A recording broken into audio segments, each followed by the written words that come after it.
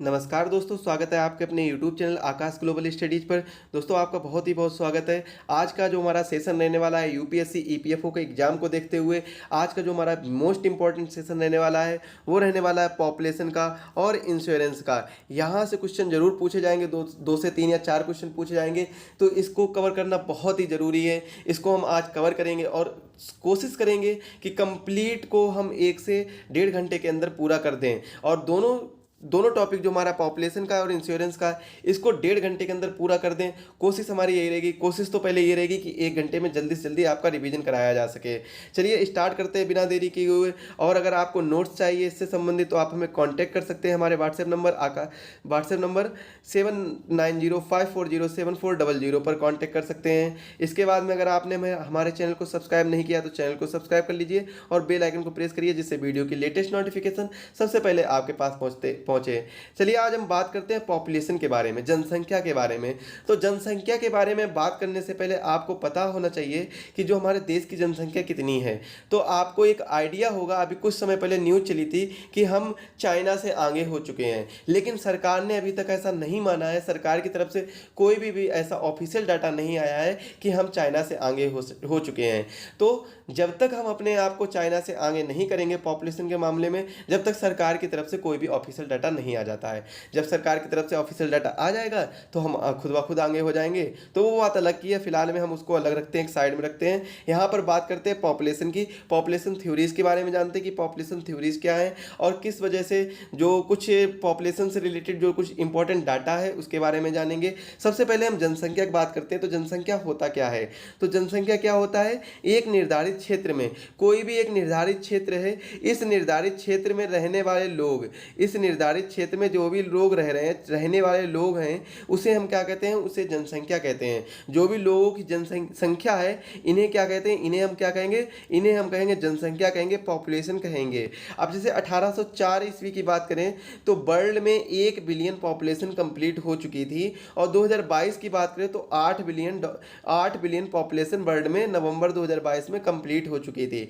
1804 में कितनी थी? 1 बिलियन थी। 2022 में कितनी होगी? 8 बिलियन पॉपुलेशन हो गई है। 1921 में इंडिया में सर्वाधिक वृद्धि हुई थी पॉपुलेशन के मामले में और 1940 में आईएनसी ने समिति भी बनाई थी इसके लिए, राधा कमल मुखर्जी समिति, और इन्होंने सुझाव दिया था कि आत्मनियंत्रण करना चाहिए और बहुविवाह को गलत बताया था इन्होंने। अब ये क्यों बताया था? क्योंकि 1921 में सबसे ज़्यादा वृद्धि हुई थी। अब बच्चे ज़्यादा होने की वजह से कि जनसंख्या ज़्यादा बढ़ने लगी थी, अचानक से जब जनसंख्या बढ़ने लगी तब 1940 में इंडियन नेशनल कांग्रेस ने एक समिति का गठन किया।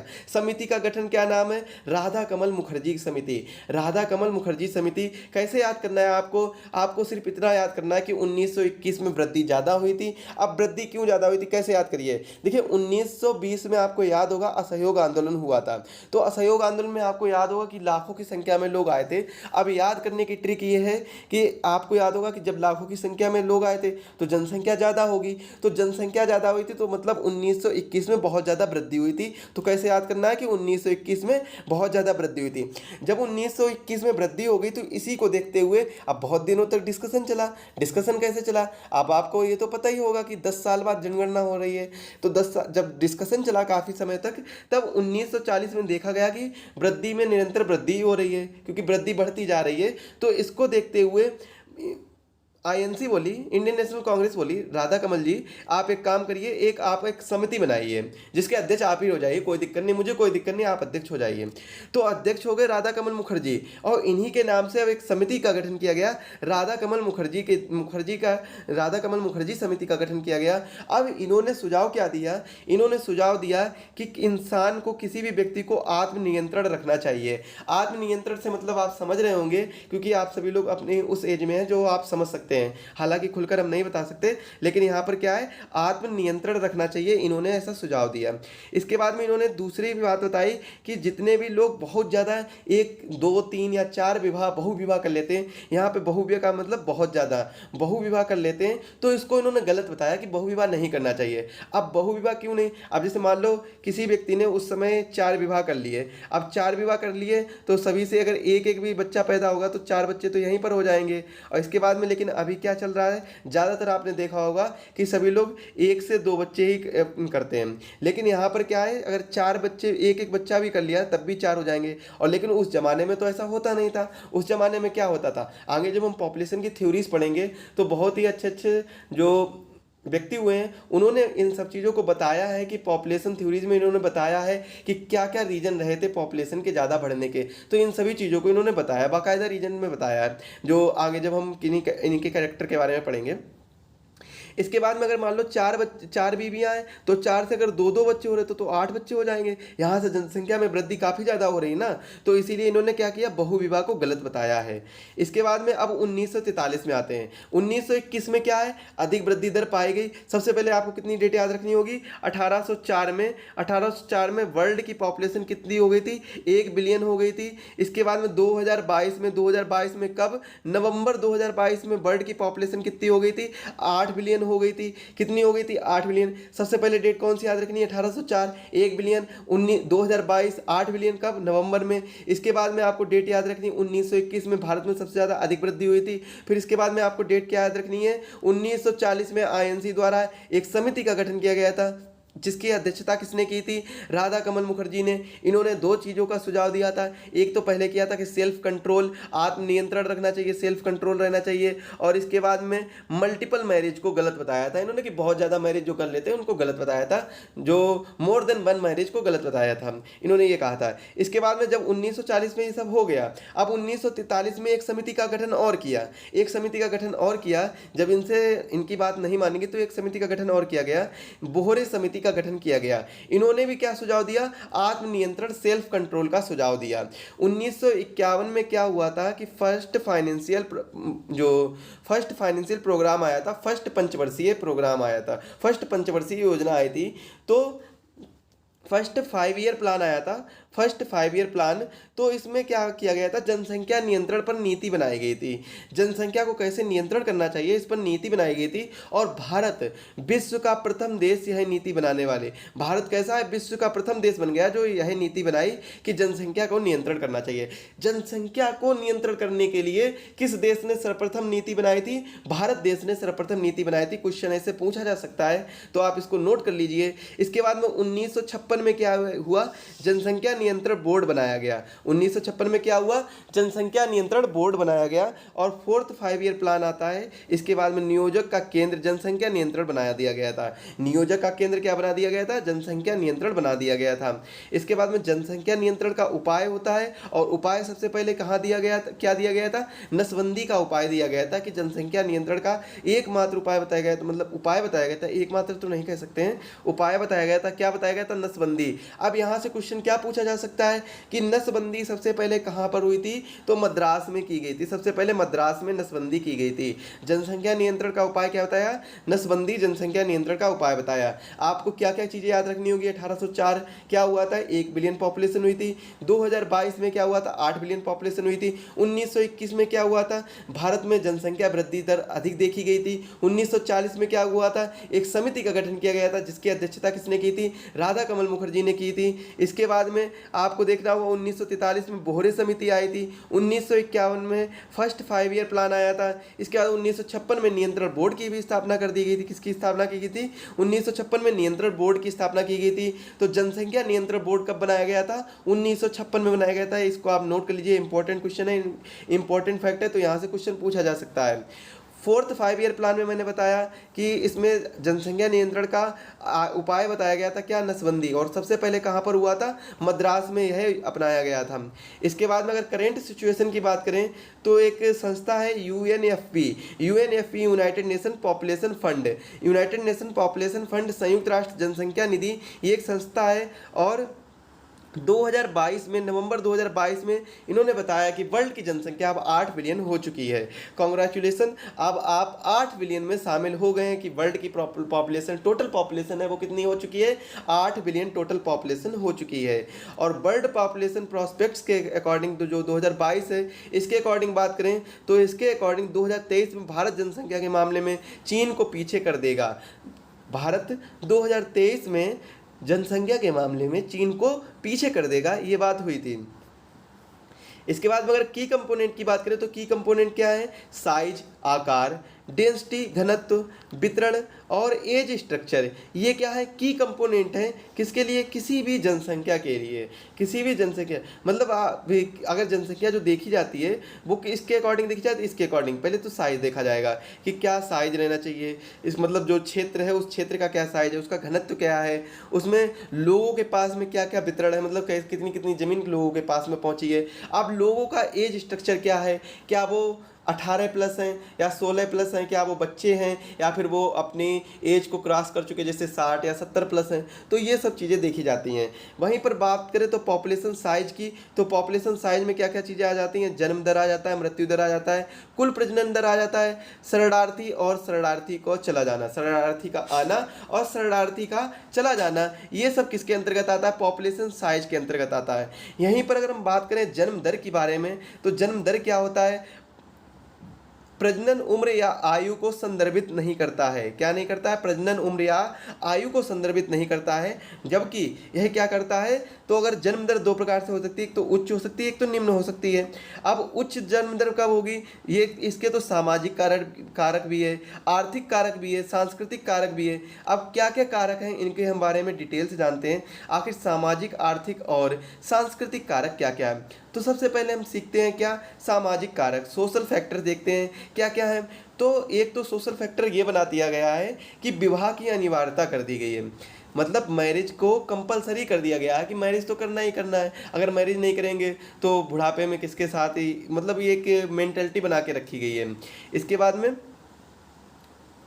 लड़का होने की इच्छा, ये एक इम्पॉर्टेंट है, बहुत ही इंपॉर्टेंट ये फैक्ट आता है। आपने कई जगह पर आपने गांव में देखा होगा, ये एक सोशल फैक्टर, ऐसा फैक्टर है जो जन्म दर को उच्च बनाता है। जन्म दर को उच्च कैसे बनाता है, एक तो मतलब गांव में आपने देखा होगा कि किसी के मान लीजिए बच्चे हो रहे हैं, जैसे 1 या 2 हो गए, 3 हो गए, 4 हो गए, तो उसमें गाँव में ऐसा होता रहता है। तो गाँव में ऐसा होता है, अगर मान लो यहाँ पर 2 या 3 बच्चे हो गए हैं और इनमें से एक भी बच्चा है वो कैसा है, बॉयज़ नहीं हुआ, लड़का नहीं हुआ, बॉय नहीं हुआ, तो क्या होगा कि ये लड़के होने की इच्छा और ज़्यादा आगे बढ़ेगी, तो बच्चे की संख्या यहाँ पर और ज़्यादा बढ़ेगी। क्योंकि जब 2 या 3 या 4 बच्चे हो गए हैं, 5 होंगे, फिर 6 होंगे, फिर कहीं 7 होंगे, या फिर हो सकता है चौथे नंबर पे ही लड़का हो जाए। जब लड़का हो जाता है तो इच्छा खत्म हो जाती है। इसके बाद में क्या है, तो लड़का होने की इच्छा की वजह से भी काफ़ी ज़्यादा जन्म दर में वृद्धि हो रही है। कम उम्र में विवाह भी हो जाता है। काफ़ी लोगों को आपने देखा होगा, पहले तो बाल विवाह भी चलता था, तो बाल विवाह कब खत्म किया गया, कमेंट में छाप डालिए आप कि बाल विवाह कब खत्म किया गया। फिलहाल हम टॉपिक पर वापस आते, तो कम उम्र में विवाह हो जाता है, तो ये भी सोशल फैक्टर है जन्म दर को बढ़ाने के लिए। क्योंकि जब कम उम्र में विवाह हो रहा है तो क्या है कि तो बच्चों की जो बच्चे भी हैं तो वो जल्दी जल्दी पैदा होने लगेंगे। और एक एज तक ऐसा भी होता है कि एक जो नॉर्मल एज आती है उस टाइम तक बच्चे भी काफ़ी, मतलब एक तरीके से जो हम अगर पुराने टाइम की बात करें, एंशिएंट टाइम की बात करें, तो वहाँ पर ऐसा कुछ होता था। फिलहाल में आज सभी के पास एजुकेशन है, सभी लोग एजुकेटेड हैं, अच्छे व्यक्ति हैं, अच्छा सभी लोग मतलब अपने बारे में सब सोचते हैं, अपनी फैमिली के बारे में सोचते हैं, आगे फ्यूचर के प्लान को देखते हुए चलते, तो बच्चे ज़्यादा नहीं हो पाते हैं। तो आजकल क्या है, इन पर कई ज़्यादा मतलब रोकथाम लगी हुई है। लेकिन गाँव वाले जो एरिया हैं, गाँव वाले जो हमारे कल्चरल एरिया हैं, गाँव के एरिया हैं, उनमें इतना ज़्यादा अभी नहीं हो पाया है, वो लोग इतने ज़्यादा शिक्षित नहीं हो पाए हैं। अब जब वो शिक्षित नहीं हो पाए हैं तो वहाँ पर ये मेंटलिटी अभी नहीं सुधर पाई है कि लड़का होना चाहिए, या फिर मतलब लड़का होने की इच्छा भी बनी रहती है वहाँ पर ज़्यादातर लोगों की। और साथ ही साथ में वहाँ पर ये भी कर दिया गया विवाह की अनिवार्यता। क्योंकि देखिए यहाँ पर क्या है, सरकार कोई वो नहीं बना रही है, सरकार मतलब एक तरीके से रूल नहीं बना रही है कि अगर आप विवाह नहीं कर रहे हैं तो हम आपको अपने मतलब आपका जो एक कोई भी आश्रम टाइप का बना देंगे, वहाँ पर रखेंगे। अगर आप शादी नहीं करें तो आपकी देखभाल, आपकी देख रेख, आपका जो भी खर्चा आएगा, आपका जो भी खर्चा आएगा, आपके खाने पीने से संबंधित सारी चीज़ें सरकार करेगी। ऐसा तो कोई नियम है नहीं सरकार द्वारा। तब क्या है, तब ये कर दिया गया है कि विवाह की अनिवार्यता कर दी गई है, क्योंकि विवाह करना ही करना पड़ेगा, इससे नहीं तो उससे, उससे नहीं तो और किसी से, मतलब किसी ना किसी से करना ही पड़ेगा। तो ये क्या है, विवाह की अनिवार्यता बन जाती है सामने। इसके बाद में सामाजिक सुरक्षा नहीं होना, मतलब क्या है, ये सीधे यहीं से इंपॉर्टेंट आ जाता है कि सीधे सीधे बताया गया कि सामाजिक सुरक्षा नहीं होना। सामाजिक सुरक्षा से तात्पर्य है कि आप मतलब बुढ़ापे का साथी आपका नहीं होगा, कि आपकी देख रेख कौन करेगा, कौन नहीं करेगा, कौन देखेगा आपको, ये सब चीज़ें हैं। तो ये एक तरीके से आपकी कोई सोशल सिक्योरिटी नहीं है, तो इसी वजह से आपको शादी करनी ही करनी पड़ती है। और इसी बात की वजह से कि बुढ़ापे के सहारे के लिए कहीं कहीं क्या होता है, बच्चों को भी मतलब बच्चे भी होते हैं। अब जब शादी हुई तो बच्चे भी होंगे, तो यहाँ से क्या है, जनसंख्या में, पॉपुलेशन में वृद्धि होती है, जन्म दर में वृद्धि होती है। तो जन्म दर वृद्धि में मैंने 3 फैक्टर पढ़ने जा रहा हूँ, एक तो सोशल फैक्टर, एक तो इकोनॉमिक फैक्टर, और तीसरा है कल्चरल फैक्टर, जिसमें मैंने सोशल फैक्टर सामाजिक कारक पढ़ लिया है। अब सोशल फैक्टर में मैंने क्या पढ़ा है, विवाह की अनिवार्यता, लड़का होने की इच्छा, कम उम्र में विवाह और सामाजिक सुरक्षा नहीं होना, इन सभी फैक्टर को, कारक को पढ़ा है, अच्छे से जाना है कि आखिर पॉपुलेशन क्यों बढ़ती है, क्यों पॉपुलेशन में जो जन्म दर है वो अधिक से अधिक, जो बर्थ रेट है वो अधिक से अधिक बढ़ रही है। तो ये सब चीज़ें मैंने सीखी। इसके बाद में अगर हम आर्थिक कारण में आए, आर्थिक कारक में आए, तो इसमें नंबर 1 पर क्या है, गरीबी। गरीबी एक इम्पॉर्टेंट कारक है, सबसे ज़्यादा पॉपुलेशन को अब आप सोच रहे होंगे तो गरीबी इसमें क्या कारण, मान लीजिए आपने सोचा होगा कि मान लीजिए कोई पहले एक हस्बैंड वाइफ 2 लोग रह रहे होंगे, 2 लोग रह रहे होंगे, हाँ, और ये बहुत गरीब हैं। अब ये जब बहुत गरीब हैं तो आखिर ये पॉपुलेशन कैसे, तो ये भी तो ये सोच सकेंगे कि अगर हम ज़्यादा मतलब बच्चे ज़्यादा करेंगे तो उन्हें खिलाएंगे कहाँ से, ये सब क्या करेंगे क्या नहीं करेंगे, तो ये सोच सकते थे। तो गरीबी से क्या तात्पर्य है, सीधा सीधा कि डायरेक्ट जनसंख्या में वृद्धि हो रही है, बर्थ रेट बढ़ रहा है। तो ऐसा क्या है, तो देखिए मैं आपको बताता हूँ। मान लीजिए आप जहाँ रह रहे हैं वहाँ पर 2 घर हैं, एक घर है ए, एक घर है बी। इन दोनों घर में एक अच्छी खासी फैमिली रह रही है, यहाँ पर भी हस्बैंड वाइफ रह रहे हैं, यहाँ पर भी हस्बैंड वाइफ रह रहे हैं। अब यहाँ पर क्या है, इनके बच्चे 5 हैं, लड़के 5 हैं, इनके लड़के कितने, इनके 2 हैं, इनके लड़के 2 हैं। अब एक कुछ समय बाद क्या हो रहे हैं, ये दोनों गरीब हैं। देखिए ये आप देख रहा होगा कि ये जो दोनों घर बने हैं ये दोनों गरीब हैं, ए और बी है जो ये घर है जो गरीब हैं, बहुत ज़्यादा गरीब हैं। अब इनके बच्चे 2 हैं, इनके बच्चे 5 हैं। अब यहाँ पर क्या है, पॉपुलेशन इनकी बढ़ी हुई है। अब इन्होंने क्या किया कि ये काफ़ी, अब आप एक एजम्पशन ले लीजिए, एज्यूम कर लीजिए कि ये बच्चे बड़े बड़े हैं, काफ़ी ज़्यादा, मतलब आप कह सकते हैं 14 प्लस हैं, 14 प्लस हैं, मतलब कहीं ना कहीं काम कर सकते हैं, 18 प्लस हैं या फिर 14 प्लस है, कुछ भी कर लीजिए, तो कहीं ना कहीं काम कर सकते हैं। अब आप सोचिए ये 2 लोग जब काम कर रहे हैं और दोनों लोग 1,000 रुपये कमा रहे हैं, तो कितना कमाया है इस वाली फैमिली ने, कितना कमाया, तो इस वाली फैमिली ने 2K कमाया, क्योंकि यहाँ पर इसके जो फादर हैं वो काम पर नहीं जा रहे हैं, मदर काम पर नहीं जा रही हैं। अब इस वाली फैमिली में इसमें क्या किया, अगर ये लोग इससे कम भी कमाएंगे, 500 रुपये भी कमाएंगे, तब भी क्या है, इससे ज़्यादा वो एक्स्ट्रा 500 रुपये कमा लेंगे। कितने कमाएंगे, 2,500 रुपये कमाएंगे। अगर यहीं पर अगर हम बात कर लें, इन्होंने जो ये वाली फैमिली है, इस वाली फैमिली के जो भी लड़के हैं वो सभी 1,000 कमाते हैं, जैसा कि इस वाली फैमिली 1,000 कमाते हैं, और दोनों लोग गरीब हैं। अब जब ये 1,000 कमा रहे हैं, ये भी 1,000 कमा रहे हैं, तो फैमिली जो ए है इसके पास कितने रुपए पहुंचेंगे, 2,000। लेकिन इसके 5 लड़के हैं, तब ये क्या करेगा, 5,000 इसके पास रुपए पहुंचेंगे। तो इससे क्या है, पॉपुलेशन में वृद्धि हो रही है, जनदर में वृद्धि हो रही है, क्योंकि गरीबी है। गरीबी को दूर करने के लिए रुपए कमाने पड़ेंगे, रुपए कमाने के लिए लेबर पावर चाहिए, वर्क जो मैन पावर चाहिए, मैन पावर के लिए आपको कहीं ना कहीं से मतलब क्या है, जो ये इन सब चीज़ों को एडजस्ट करना पड़ता है। इन सब चीज़ों को एडजस्ट करने के लिए क्या है, पैसे तभी आते हैं आपको, इसीलिए ये होता है कि तो जन्म दर में यहाँ पर वृद्धि हो रही है। इसके बाद में देखिए, जो पॉवर्टी है पॉपुलेशन से संबंध किस प्रकार करता है, ये इंपॉर्टेंट है, क्वेश्चन पूछा जा सकता है यहाँ से। पॉवर्टी का पॉपुलेशन से किस प्रकार से संबंध है, गरीबी का जनसंख्या से किस प्रकार संबंध है। तो गरीबी का जनसंख्या से किस प्रकार संबंध है कि अगर वर्कर ज़्यादा होंगे तो फूड ज़्यादा होगा, मतलब क्या है, लोग कमाने वाले ज़्यादा होंगे तो फूड ज़्यादा होगा, खाने वाला भी ज़्यादा आ जाएगा, मतलब खाने के लिए भी ज़्यादा आ जाएगा। ज़्यादा हाथ होंगे तो अधिक संसाधन होंगे, मतलब यहाँ पर सीधा सीधा यही निकल के आता है, जब ज़्यादा हाथ होंगे तो अधिक संसाधन होंगे।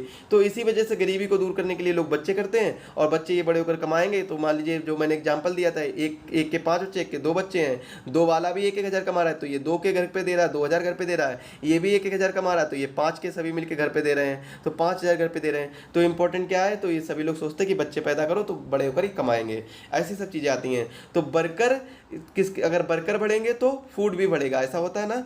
अब उच्च बाल मृत्यु दर कम करने के लिए जननी सुरक्षा योजना, जो बाल मृत्यु दर है इसको कम करने के लिए जननी सुरक्षा योजना चलाई गई है, इसको भी आप नोट डाउन कर लीजिए। इसके बाद में धार्मिक एवं सांस्कृतिक कारक देखते हैं तो कम बच्चों की संख्या को कम पुरुष माना जाता था।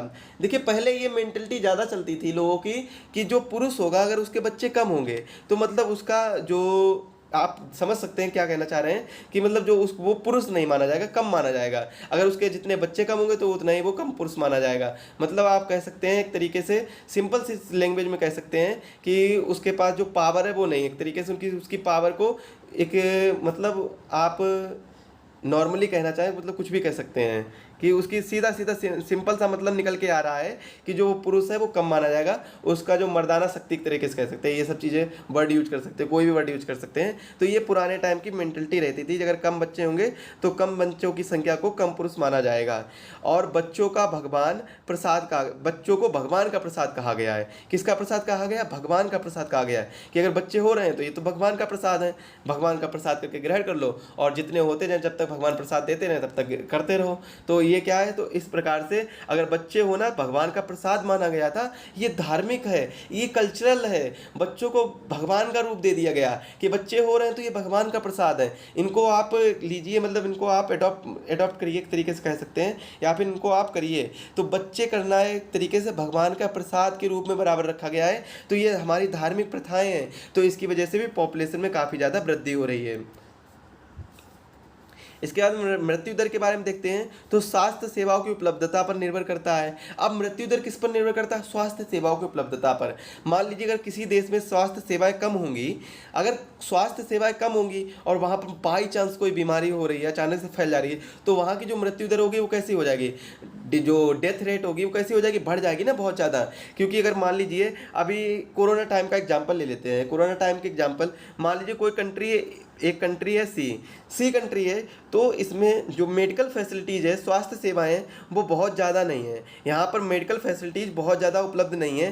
तो मेडिकल फैसिलिटीज़ बहुत ज़्यादा उपलब्ध ना होने की वजह से यहाँ पर कोरोना आता है, यहाँ पर क्या आता है, कोविड आता है, कोविड आता है। कोविड आने की वजह से यहाँ पर कई लोगों की मृत्यु हो जाती है। तो यहाँ से सीधे सीधे मतलब क्या है कि अगर स्वास्थ्य सेवाएं कम होंगी, उपलब्धता पर निर्भर करेगा, अगर स्वास्थ्य सेवाएं कम होगी तो मृत्यु दर अधिक होगा, अगर स्वास्थ्य सेवाएं अधिक होंगी तो मृत्यु दर कम होगा। ये आप एक तरीके से फैक्ट आप समझ सकते हैं, जो मैंने एग्जाम्पल दिया तो इसके थ्रू आप समझने का प्रयास करिए। बहुत ही अच्छा एग्जाम्पल दिया है। अब इसमें कैसे कैसी प्रॉब्लम आ सकती है, तो एक तो भुखमरी की आ सकती है, एक तो पेंडेमिक की आ सकती है, जो अभी मैंने बताया कोविड-19 का। अब इसमें सुधार होने पर निम्न मृत्यु दर होगा। अगर इनमें सुधार होगा तो मतलब क्या है, मृत्यु दर कम हो जाएगा, निम्न मृत्यु दर हो जाएगा। सुधार तभी माना जाएगा जब इनमें निम्न मृत्यु दर होगा, किसमें, भुखमरी में और पेंडेमिक में।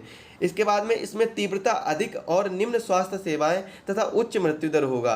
अगर इनमें तीव्रता अधिक है और स्वास्थ्य सेवाएं कम हैं, मतलब लोग मर ज़्यादा रहे हैं और स्वास्थ्य सेवाएं भी नहीं है क्योंकि बीमारी की वजह से लोग मर रहे हैं, तो क्या है, यहाँ पर उच्च मृत्यु दर होगा, क्योंकि मृत्यु दर मतलब उच्च होगा, ज़्यादा से ज़्यादा लोग मर रहे हैं। इसके बाद में पॉपुलेशन ग्रोथ के बारे में बात करते हैं। पॉपुलेशन ग्रोथ के बारे में देखिए क्या क्या बातें हैं। तो जनसंख्या वृद्धि का तात्पर्य एक विशिष्ट अवधि में जनसंख्या के व्यक्तियों की संख्या में वृद्धि से है।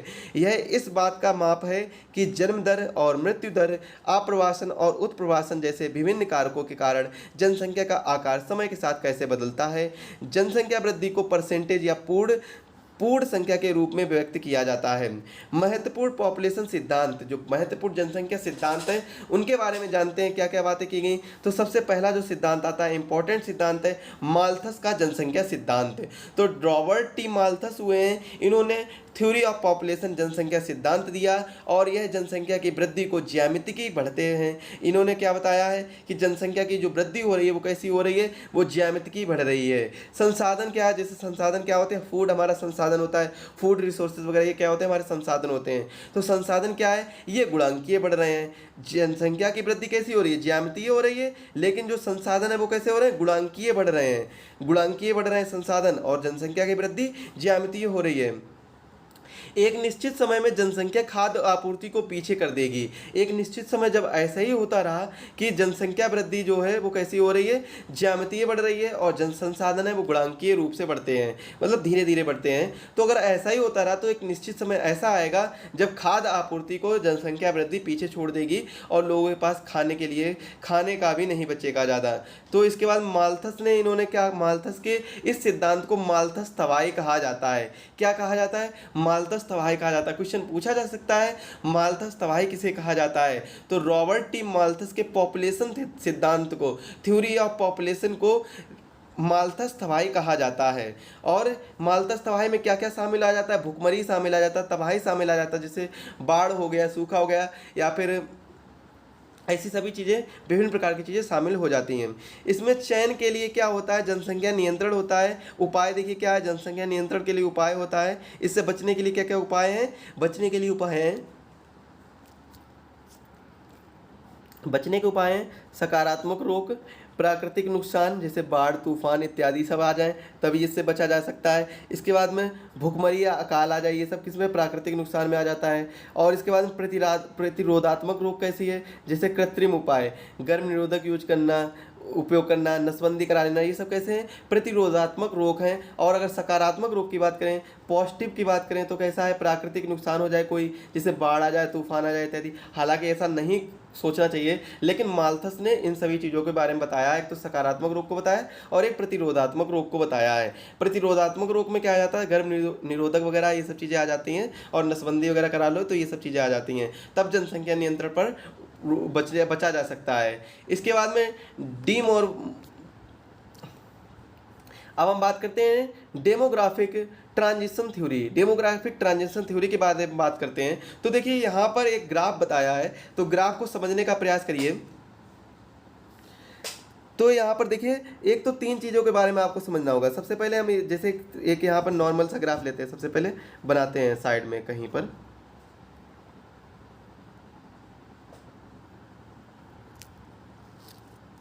चलिए यहीं पर साइड में कहीं बनाते हैं। हाँ, एक मान लो हमने ये नॉर्मल ग्राफ ले लिया, ये ग्राफ ले लिया नॉर्मल, ठीक है। अब यहाँ पर क्या है, एक को बताया बर्थ रेट, ये बताई बर्थ रेट, इसके बाद में ये बताई डेथ रेट, और ये बताई पॉपुलेशन। ये पॉपुलेशन नीचे वाली, ये है डेथ रेट और ये है बर्थ रेट। अब इन्होंने क्या किया, ये तो एक स्टेज सिंपल नॉर्मल स्टेज है, जिसे हम शुरुआती चरण कहते हैं। इसे हम क्या कहते हैं, शुरुआती चरण कहते हैं, फर्स्ट स्टेज कहते हैं। क्या कहते हैं, फर्स्ट स्टेज कहते हैं। अब क्या होता है कि मान लो बर्थ रेट क्या होने लगे, अचानक से जो बर्थ रेट क्या होने लगे, लो होने लगे। बर्थ रेट कैसा है, लो होने लगे, बर्थ रेट लो होने लगे, लो बर्थ रेट होने लगे, तब क्या होगा आपको पता होगा। और डेथ रेट भी कैसे होने लगे, लो होने लगे। तो जब एक समय ऐसा आ जाएगा जब दोनों चीज़ लो रहेंगे, तो सब बिल्कुल इक्विवेलेंट चलेगा, सब कुछ समान समान चलेगा। और इस समय में ऐसा क्या होगा, तो पॉपुलेशन भी कैसी, स्टार्टिंग जो फर्स्ट स्टेज रहेगी वहाँ पर पॉपुलेशन कैसी रहेगी, स्टेबल रहेगी। इसके बाद में जब ये बीच वाला जो समय आएगा, देखिए यहाँ से पहले बर्थ रेट हाई चल रही है, बर्थ रेट कैसी चल रही है, हाई चल रही है, फिर अचानक से कम हुई है ना। और ये डेथ रेट है, पहले तो स्टेबल चल रही थी, फिर अचानक से क्या होने लगा, कम होने लगी। जब अचानक से कम होने लगी, तो ये जो बीच में ये वाला गैप आएगा, ये क्या कहलाएगा, हाई पॉपुलेशन वाला गैप कहलाएगा। क्योंकि यहाँ पर पॉपुलेशन की जो जनसंख्या है यहाँ पर ज़्यादा बढ़ेगी, जनसंख्या यहाँ पर ज़्यादा बढ़ेगी, तो ये क्या कहलाएगा, हाई पॉपुलेशन कहलाएगा।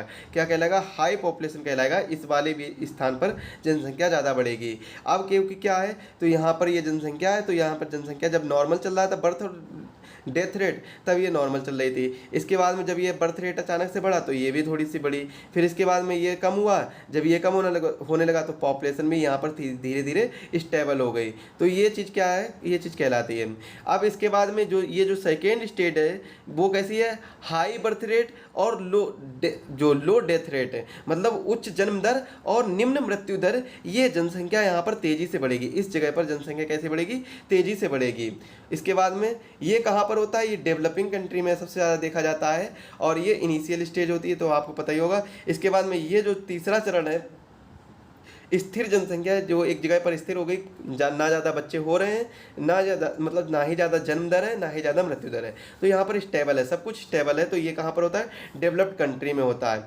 अब यहाँ पर आपको यहाँ पर सीखना क्या है, तो यहाँ पर स्टेज जो 1 है वहाँ पर क्या है, उच्च जन्म दर है और उच्च मृत्यु दर है। रिजल्ट इसका क्या निकल के आता है कि किंतु स्थिर जनसंख्या हो जाती है। यहाँ पर क्या निकल के आता है, स्थिर जनसंख्या हो जाती है, क्योंकि सब कुछ समान चल रहा है, तो स्थिर जनसंख्या है। इसके बाद में बात करते हैं मार्क्स पॉपुलेशन थ्योरी की बात करते हैं। मार्क्स पॉपुलेशन थ्योरी, तो मार्क्स का जनसंख्या विश्लेषण जनसंख्या वृद्धि, श्रम आपूर्ति और वर्ग संघर्ष की परस्पर क्रिया के इर्द गिर्द घूमता है। भारत की जनगणना 2011 के बारे में जान लेते हैं, क्या क्या इंपॉर्टेंट फैक्ट हैं। इसके बाद मार्क्स भारत की जनगणना के बारे में देखते हैं।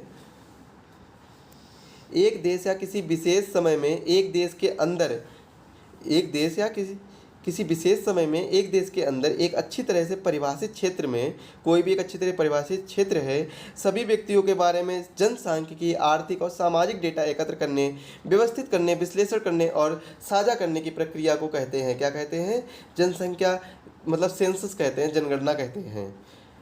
अब आपको क्या क्या पॉइंट्स रिमेंबर रखने, याद रखने होंगे, वो उनको आप देख लीजिए। बहुत ही इंपॉर्टेंट पॉइंट्स हैं, यहाँ से क्वेश्चन जरूर फंसेंगे, तो इसको आप जरूर देखिए। एक बार इंपॉर्टेंट पॉइंट है, एक बार रिवीजन करते हुए चलिए इसको। भारत में पहली जनगणना लॉर्ड मेयो के समय में हुई थी 1872 में, तथा 1881 में पहली पूर्ण जनगणना हुई थी। पूर्ण जनगणना की बात कब हुई थी? 1881 में। पहली जनगणना कब हुई थी? 1872 में। कब? किसके समय में? लॉर्ड मेयो के समय में हुई थी। और इसी में निर्णय लिया गया, 1881 में ही निर्णय लिया गया कि अब प्रत्येक 10 साल की में जनगणना होगी। पहली जनगणना कब हुई थी? 1872 में। 1881 में पहली पूर्ण जनगणना हुई थी और इसी में एक निर्णय लिया गया था कि अब जो जनगणना है वह 10 साल में जनगणना हुआ करेगी, तो ये निर्णय लिया गया था। इसके बाद 2011 में जनगणना भारत की 15वीं जनगणना थी। भारत की जनगणना कौन सी थी? 15वीं जनगणना थी। और स्वतंत्रता के बाद 7वीं। स्वतंत्रता के बाद कौन सी थी? 7वीं थी। और नॉर्मल जनगणना कौन सी थी? 15वीं जनगणना थी। 2011 की जनगणना के अनुसार भारत की जनसंख्या 1.21 मिलियन है और यह जनसंख्या पिछली जनसंख्या यानी पिछले दशक 2001 का कितने परसेंट है, ये आपको बताना हो कमेंट में। 17.64% है। कितने प्रतिशत है? 17.64% है पूरी जनसंख्या का। इसके बाद में नोट देख लीजिए क्या दिया गया। भारत में जनगणना कराने की जिम्मेदारी रजिस्ट्रार जनरल और जनगणना आयुक्त की होती है, जो गृह मंत्रालय के अधीन कार्य करता है।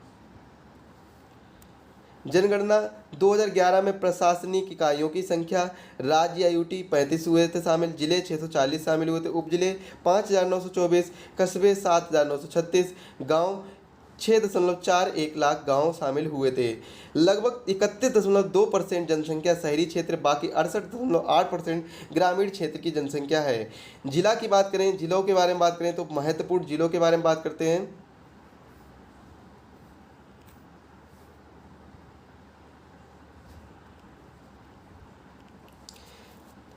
महाराष्ट्र का ठाणे जिला सबसे अधिक आबादी वाला जिला है। अरुणाचल प्रदेश का दोबांग घाटी निम्नतम आबादी वाला जिला है।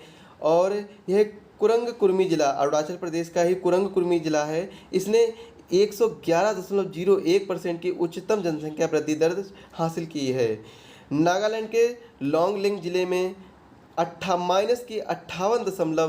-58% की नकारात्मक जनसंख्या वृद्धि दर दर्ज की है और ये एकमात्र नकारात्मक वृद्धि दर है, जनसंख्या वृद्धि दर है। पुदुचेरी या पांडिचेरी के माहे में सबसे ज़्यादा लिंगानुपात 1176 महिलाएं 1000 पुरुष पर पाए जाते हैं। दमन जिले में सबसे कम लिंगानुपात 533 फीमेल 1000 पुरुष पर पाई जाती हैं। साक्षरता दर अधिक किसकी है? 98.76%। कौन सा जिला है? सरचिप जिला है, जो कि कहाँ पड़ता है? मिजोरम का। निम्नतम किसकी है? 37.22%। अलीराजपुर जिला, यह कहाँ का? MP का जो अलीराजपुर है, यहाँ पर सबसे कम साक्षरता दर है। शहर की बात करें तो महाराष्ट्र का मुंबई शहर सबसे अधिक आबादी वाला शहर, पंजाब का कपूरथला शहर सबसे कम आबादी वाला शहर। लिंगानुपात अधिक कोझिकोड 1093 महिलाओं पर 1000 पुरुष केरल में है। इसके बाद साक्षरता दर अधिक कब है? आइजोल मिजोरम की 98.76% और कम किसकी है? संबल शहर यूपी की 48% संबल शहर की है। इसके बाद में औसत वार्षिक वृद्धि दर देखते हैं। औसत वार्षिक वृद्धि दर भारत 16% पर रहा था। शीर्ष 3 राज्य कौन कौन से? मेघालय, अरुणाचल प्रदेश, बिहार और निम्नतम गोवा, आंध्र प्रदेश, सिक्किम। दशक वृद्धि दर की बात करें तो मेघालय, अरुणाचल प्रदेश, बिहार और इसके बाद में नागालैंड, केरला, गोवा ये निम्न हैं और ये मेघालय, अरुणाचल प्रदेश, बिहार ये कैसे हैं? ये शीर्ष हैं, उच्च हैं। इसके बाद हम जनसंख्या घनत्व को देखते हुए चलें तो जनसंख्या घनत्व 382 भारत का स्थान, और बिहार 1106 किलोमीटर स्क्वायर। 382 कितना है, 382 किलोमीटर स्क्वायर भारत की है। इसके बाद पश्चिम बंगाल की 1030 किलोमीटर स्क्वायर, केरल की कितनी है 859, अरुणाचल प्रदेश की कितनी है 17 किलोमीटर स्क्वायर। इसके बाद में मिजोरम की कितनी है 52 किलोमीटर स्क्वायर, और जम्मू एंड कश्मीर की कितनी है 56 किलोमीटर स्क्वायर।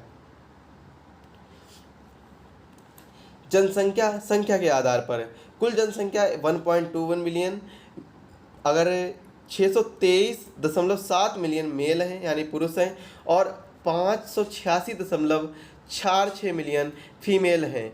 ग्रामीण की बात करें तो 833 मिलियन ग्रामीण हैं। शहरी की बात करें तो 377 मिलियन कैसे हैं, शहरी हैं। सबसे ज़्यादा जनसंख्या Uttar Pradesh 19.9 million, Maharashtra 11 million, Bihar 10 million. पुरुष तथा महिला जनसंख्या में द्वितीय तथा शहरी जनसंख्या में प्रथम, मध्य महिला एवं पुरुष जनसंख्या, यहाँ पर महिला होगा, महिला एवं पुरुष जनसंख्या में ग्रामीण जनसंख्या में प्रथम तथा शहरी जनसंख्या में द्वितीय। शहरी जनसंख्या में तमिलनाडु तृतीय स्थान पर है, ग्रामीण जनसंख्या में पंजाब, पश्चिम बंगाल तृतीय स्थान पर है। लिंगानुपात की बात करें तो भारत में 940 है, टोटल कितना है 940 है लिंगानुपात भारत में। इसके बाद में केरल में कितना है 1084, तमिलनाडु में 996, आंध्र प्रदेश में 993, हरियाणा में सबसे कम है 879, जम्मू एंड कश्मीर में 889, सिक्किम में 890। जन्म दर को देखते हैं तो भारत 2.3%, उच्च कहाँ पर है, बिहार में 3.4%, यूपी में 3.17, मेघालय में 3.1 है। निम्न में कौन है, सिक्किम 1.45, पश्चिम बंगाल 1.464, तमिलनाडु 1.7 है। ये निम्न जन्म दर है। साक्षरता दर की बात करें तो कुल कितनी है 74%, पुरुष कितनी है 82.14%, महिला कितनी है 65.46%। उच्च में कौन कौन से आते हैं, केरल 93.9%, मिजोरम 91.6%, त्रिपुरा 87.8%। पुरुष में अगर देखें तो केरल में 96% की साक्षरता दर है, और मिजोरम में 93.7% की साक्षरता दर है, गोवा में 92.8% की साक्षरता दर है। और अगर महिला की बात करें तो केरल में 92 है, मिजोरम में 89.4 है, और त्रिपुरा में 83.1 है। इसके बाद में अगर निम्न की बात करें तो बिहार में सबसे निम्न है 63.80, अरुणाचल प्रदेश में 67.0%, इसके बाद राजस्थान में 67.11%। अगर पुरुष की बात करें तो बिहार में 73.5, अरुणाचल प्रदेश में 73.5, आंध्र प्रदेश में 75.6 है। इसके बाद में महिला की बात करें तो राजस्थान में 52.7, बिहार में 53.3%, और जम्मू और कश्मीर में 58% ये जनसंख्या है। आज का जो हमारा सेशन, जो पॉपुलेशन से संबंधित सेशन है, वो समाप्त हो गया है। इसके बाद में थोड़ा सा बाय मिस्टेक हो रहा है, सब कुछ इधर से उधर जा रहा है। तो जो हमारा पॉपुलेशन का सेक्शन है वो समाप्त हो गया है। अब हम किसके बारे में पढ़ने वाले हैं, इंश्योरेंस के बारे में पढ़ेंगे। तो आपको एक सूचना देते हैं कि अभी थोड़ा सा हेल्थ इश्यू की वजह से जो गले में इन्फेक्शन हुआ था, पहले से मैंने आपको बता के रखा था, तो उसकी वजह से ये वीडियो और आगे तक नहीं जा पा रहा है। अगले सेशन में हम पढ़ेंगे इंश्योरेंस के बारे में। आज का जो सेशन है यहीं पर समाप्त करते हैं, और एक ही टॉपिक को मैंने कवर किया है, वो है क्या, पॉपुलेशन। कुल 38 से 40 मिनट का हो गया है वीडियो लगभग, तो आप इतना ही पढ़िए। इसके बाद में 30 से 40 मिनट का वीडियो एक और आएगा जो आपको संबंधित होगा, किससे, इंश्योरेंस से संबंधित होगा। चलिए आज के सेशन में बस इतना ही रखते हैं, मिलते हैं अगले सेशन में। तब तक के लिए आपको धन्यवाद, आप सभी का बहुत ही बहुत धन्यवाद, दिल से आभार। मिलते हैं अगले सेशन में, तब तक के लिए नमस्कार, जय हिंद, जय भारत।